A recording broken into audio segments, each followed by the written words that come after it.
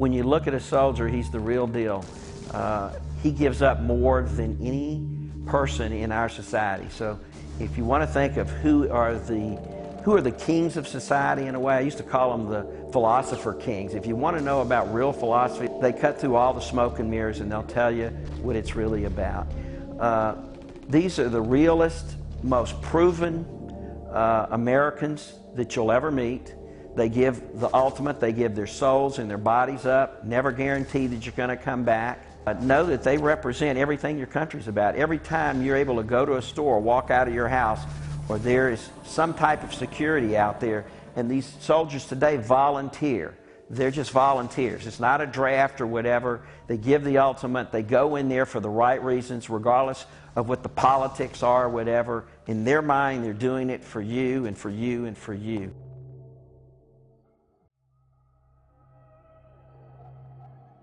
Well, I was born in Birmingham.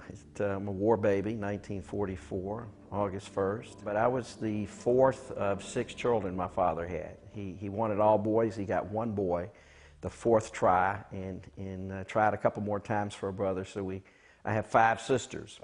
One passed away a year ago, but my childhood was absolutely wonderful. I wouldn't change anything as far as the upbringing. I was raised from the get-go with my oldest sister with a disability.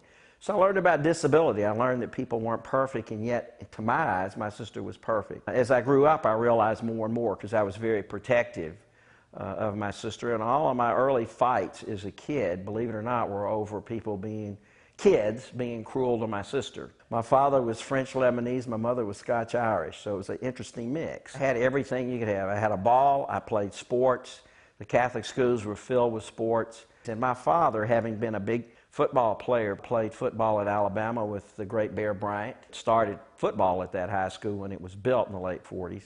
And so I was lucky to have that. Of course, I had the nun education. You've heard all the Catholic nun stories. Most of them are true, from Mother Superior on down. But I survived that. It was a great childhood. Everybody went into the service. It was, we were raised in my generation with John Wayne, Audie Murphy. My father was Army Air Force. My uncle was infantry, shot up in the Pacific. Third week in, I mean, he came home quick, but that was supposed to be the end-all war, and then the Korean War came, but of course I was still a grade schooler.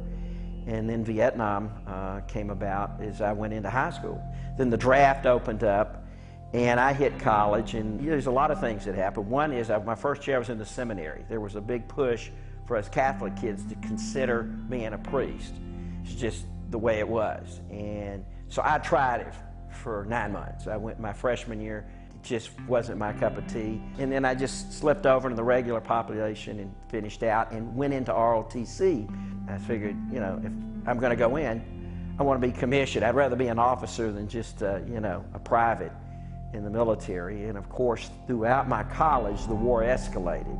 The war kicked off big time my sophomore, junior year. 64 is when the major troops went in. And then in 65, my summer camp, I had to go, we were sent all over the country. I was sent to the 82nd Airborne in Fort Bragg. And the rest of my class that I graduated with went on within a year. They were in Vietnam. And by my second year in graduate school, half my class had either been wounded or killed in Vietnam. I had a lot of guilt about that, for whatever reasons. I mean, I was just, wasn't that I was, I'm commissioned, I'm a reserve officer status. When I'm getting my degree, you start getting news back. A couple of my high school buddies that I went to school with were killed, and then 3 of my college friends were killed. And by the time I finished my graduate training, which was completed in the spring of '68, I was infantry. I was a 2nd lieutenant infantry. At that time, the average lifespan of a 2nd lieutenant in the field was 60 seconds. That's how fast they were going. So I got another God shot. I applied. I got a branch transfer from infantry to medical service corps, which is where mental health doctors, psychiatrists went. And I went from a 2nd lieutenant in one sweep of the hand to a captain. I was the youngest captain in the Army, at the time for about 6 months at 23 on paper. Most of my graduate work had been in prison, but I ran out of time at 36 months, and the Army's going, come on, and I was ready to go in. So I went in as a mental health officer, U.S. Army captain, so I had to go for another branch school because I'd only had infantry training, and they needed people to help save lives, not to kill people. So I went to Fort Sam Houston, did 4 months of training, basically medical training. I did my first year at Fort Leavenworth at the military prison. And that's where I really learned about the Vietnam War, because I had been in school and the only thing I was getting back were the fact that people that I had been trained with years before were either wounded or killed, coming back different. And I'm still this happy-go-lucky, having a, you know, I'm Joe Namath. I used to consider myself Joe Namath without being a ball player. I mean, I had the life and had rank. I'm young. I look younger than my entire company. Swear to God, I look like the baby in my company. And I'd done my training in prison and graduate school, so I really, it was comfortable working around hardcore prisoners. And these were, you know, I'd done it with state, federal, and now I was in a military prison. And the majority of them in '69 were from Vietnam. Everything from fragging to rape to murder, just insane. This is the greatest event in my life in '69, other than the landing on the moon that I watched with several officers. People that I trained with are dead and gone, and this event is so big. And by '69, it went from a hawk to a dove in the country. The country had turned against it.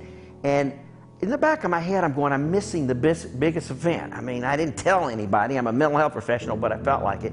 And all of a sudden, we had a new mental health officer come in. And within his first month, he gets Vietnam orders, and he's married, and his wife slices her wrist to whatever, and it's chaos. And it was the light I went into my commanding officer who'd served in World War II, whatever, he was now a mental health officer, and I said, I don't know who's talking to me, but I'll take his spot. And I only had 3 months, and I had served my 2 years active. I didn't have to go. And my father, I was sole surviving son because my father was in World War II. So I didn't have to go, but I volunteered. And within 3 months, in January of '70, I was on a plane to Vietnam. And the rest is history. I mean, my whole life changed.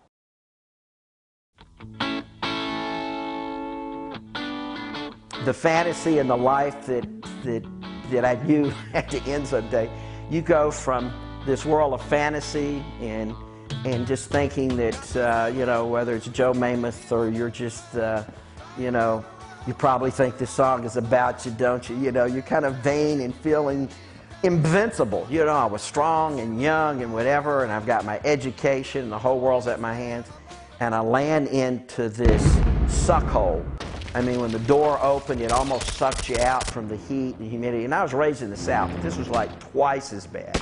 And I had to use all of my mental skills of football practice in the summers, you know, playing on glass and rocks and everything, to just suck it up and say, I asked for it and here it is. I wrote a book about it, and it's just incredible. I mean, everything from seeing death up close to nearly dying in Vietnam, just catching a ride on a chopper and getting shot down and being one of the 3 survivors, and seeing women and children being slaughtered, you know, going into villages and picking up stray kids that we would bring in, and the traumatization that you saw at night working in the triage and the MASH units and having to assist the surgeons.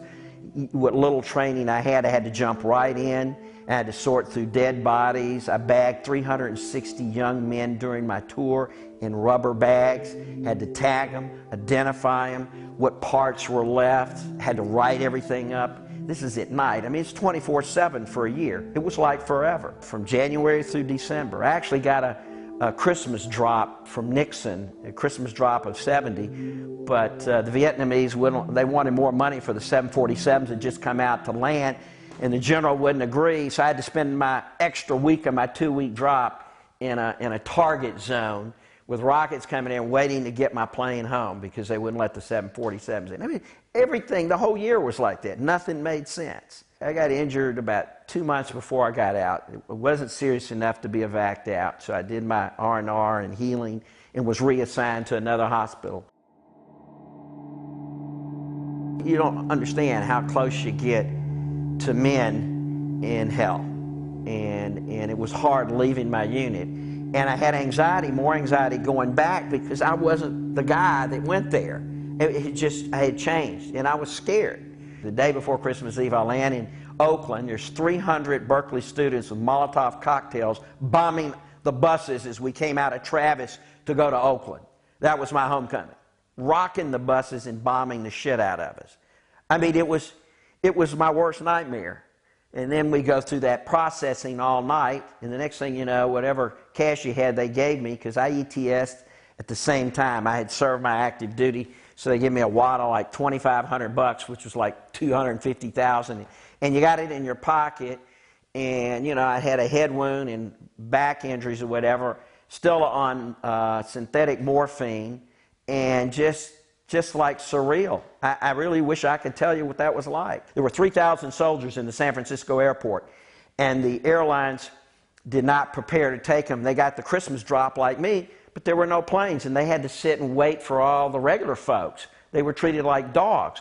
Well, there were 3 black 82nd infantry, and they saw me coming, and they saw my captain, and I just hit the airport. I'm still numb, and they come up and say, "Sir, they won't let us on the plane. They won't let us on the plane." I said, "What the fuck are you talking about?" I said, "They won't let us on the plane. They say we're whatever." They couldn't even say the word inebriated. That was the word this woman was using. I said, where is she? And it was at Continental. And I went up to her and I said, I'm their commanding, I just said that. I said, "I'm their commanding officer." And she looked at me, she said, so what do you want? And I says, "I want these 3 guys on their plane. They've been sitting here 3 days on the floor. They fought for your country. I just went over." She says, "I'm sorry, but they're inebriated. They can't get on the plane." There were like 4 police divisions pulling me off that counter. But because I was an officer, and because I was right, they took me up into the office there. These 3 guys got on. They assigned me an escort to Dallas back to Birmingham. That's how dramatic that was. I was ready to kill everybody. Didn't care. So I was different.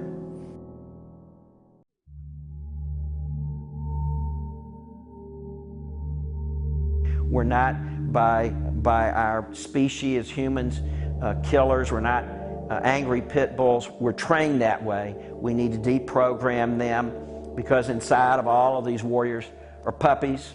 They want to be held, they want to be loved or whatever, but their training is so strong that they lack intimacy. They're very machismo inside, and it works against them. In their mind, they're doing it for you and for you and for you. They're the greatest people in the world. Just hard to communicate with them because they're very uncomfortable. They don't know how to trust if you really care. And for the most part, what we displayed through the fact that there's so much distance between non-veterans and veterans that they feel like something's wrong with them. Go up and hug a veteran. Break that barrier. Make a bigger effort, because he won't. You need to realize what he's given to you. You know, freedom isn't free, and freedom has a cost. And these are the people that lay their lives and souls on the line for that.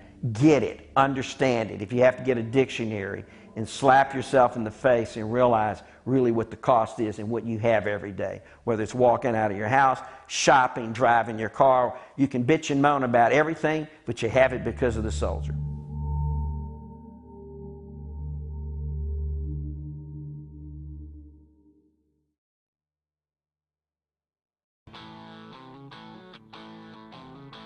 First of all, I had 5 months of evaluations at the VA. I had my girl of my life who I left that came to see me, and I'm not there. I mean, she's gorgeous, but she's there. And my parents are all standing there. And the church that I went to, there was the psychiatrist in town, was a Catholic Irish guy, and he wanted me to come work for him. You know, it's like I didn't hear anything they were talking about. I was not there. I was angry. I knew, everything about the war and the bullshit and the craziness, and there's a million stories I don't have time to tell you.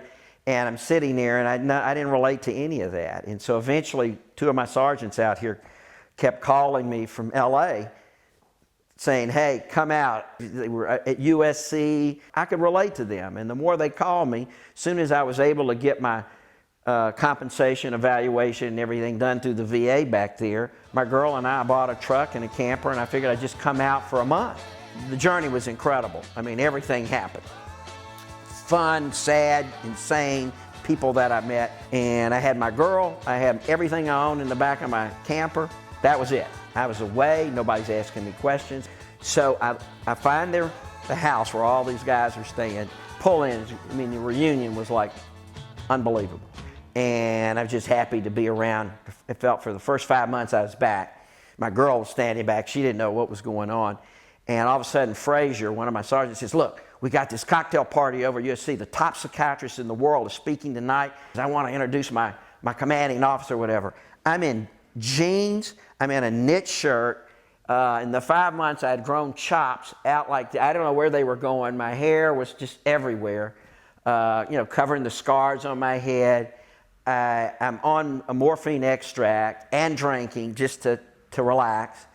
And I'm wearing, I don't even know what kind of shoes I had on, goofy shoes. Everybody's in a suit. I go over to USC with him. We're just sitting there, and Dr. Philip May, the #1 psychiatrist of the world, comes over to meet me.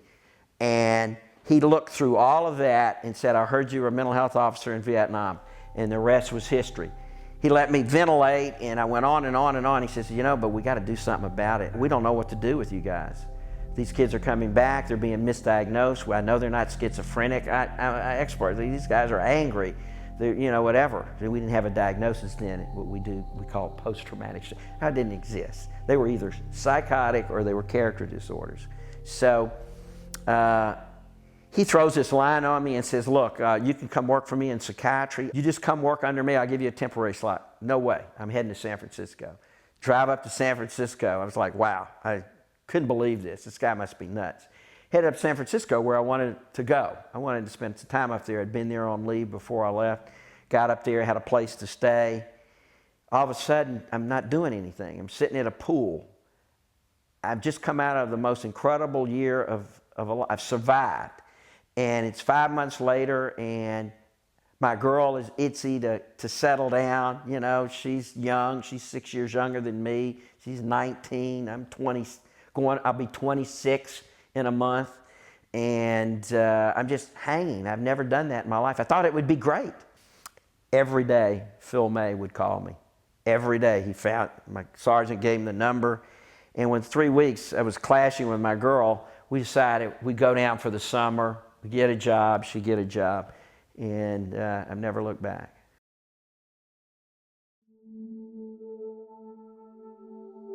He let me investigate the largest psychiatric VA hospital in the country.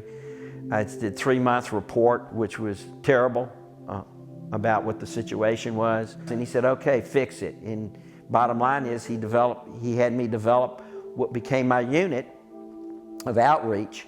And during that period, there were a couple of crises with Time and Life magazine with a couple of vets that were thrown out of that hospital. And I went down, and there was one at Venice Beach, and one at the old POP pier that was there, burned down in 75. It burned down and condemned in 68, but it was right in Pacific Ocean Park Pier between Venice and Santa Monica Pier. There was a huge pier there. And all that was left was just the pier. It was condemned. And there were 350 homeless living on it. They just closed the doors to it and barricaded at the front, and there was a nightclub down below and a few other things. But to walk out over the ocean, that was all condemned and was filled with homeless.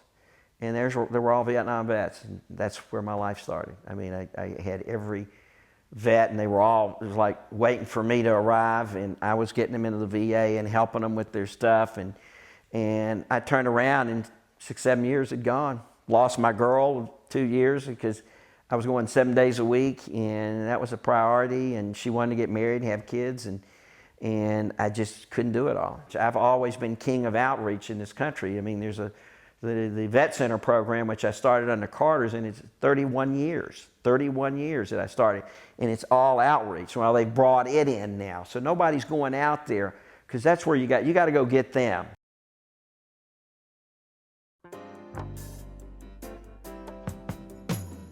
I decided to set up a toll-free number in '85 where people can call in, because most soldiers don't know where to start, and they're not going to walk into a big monster VA and knock on concrete and say help. They don't do it. I had this whole thing, if I'm making it simple. One is to give them a number, advertise it, call, and talk to somebody. So for years, with mostly Vietnam vets up until 2001, 2002, the toll-free number was our flag. Then all of a sudden, 9/11, Afghanistan, Iraq, still going on, 9 going on 10 years, got 2 wars going. These guys start coming back in 02 and 03. This new group are all internet savvy. These are kids that came out of that. I didn't. We got this grant about 4 years ago, a major grant, and we had to get into the 21st century, and we put up, I think, the baddest website for veterans in the country. We've been told that. It's smoking all the time. We can't talk enough, you know. We've had 2 million soldiers go back. We got 2 million more gearing up to fight whenever these wars end, and they won't go to the VA. We still have from World War II up through Desert Storm calling. They check us out on the internet, they interact on the internet, and then they call. And that was the buffer. But eventually we want to talk because 99% of my team are veterans. And half of them now are from Iraq and Afghanistan. I'm hiring all new guys because they understand it. And they got to take over for me. I can't do this forever. And this is the future. And it's been incredible. I mean, they pick up the phone, just like we had, I did this show on CNN, and it ran worldwide 5 years ago on this vet that I helped who almost went to jail. It ran worldwide. Well, they satellited into all the stand-down areas for the troops, and now we get calls from the troops because they're not going to go talk to the mental health officer there because it gets on a record and they find out, oh, you're having problems, you're mental or whatever. It's not looked at. They tell you can, but they don't. So they call us. So they get in there. So we interact there, and they can interact on the internet when they have questions or when they get out or whatever, and we have job sites, where to go. I mean, we constantly load that thing up. We're constantly revising it. We're staying ahead of the game. There's an old saying that I learned from my commanding officer. If you're standing still, you're backing up. And I've always lived by that. I never want to be the same. So we're celebrating our 25th anniversary of the foundation. I'm working on a book with top attorneys and mental health people in dealing with veterans in trouble. They're trained killers, they come back, they're not deprogrammed, they get in a lot of trouble, they get very violent with loved ones, bars, whatever. They're out there. A fight is not just a fight, there's nothing fair about it. They'll kill somebody. And I've done a lot of murder trials. And one of my combat vets, Barry Levin, saw me on TV, came in, 2 tours, was an airborne combat vet, and started helping me because I was going to court. I'm not an attorney, but I would plead, and because of my reputation, I was able to bend the judge a little bit and the jury sometimes to be lenient on the guy because he was never treated. You know, you might call it that he was insane at the time because he was never deprogrammed. And we're writing, and I'm the head editor of a book that will be out hopefully by the end of the year for all attorneys in the country. So whenever a veteran goes to trial, if it's PTSD or for any post-war behavior, he'll understand and know how to defend it because I can't go to every trial. So we got to train the attorneys. They got to know how do you do this. And the book is going to be a procedural book how to do it. It's major. The first person and really the godfather of celebrities for us that we honor is Keith Knudsen. He was a legendary drummer for the Doobies, and he read my book. It was a roadie had it, my book on Vietnam, and tracked me down in '86. And the Doobie Brothers had been broken up for 4 years at the time, bad blood, you know, drugs and everything. And he said, how many more books have you got of that? At the time, my first printing, I had several. He said, give me 12. I'm going to send them to all the original brothers and see if they'll come for one night, put down all their swords, and let's do a concert and get your foundation going. Because I was on paper from '85 to '87 until we had the big concert.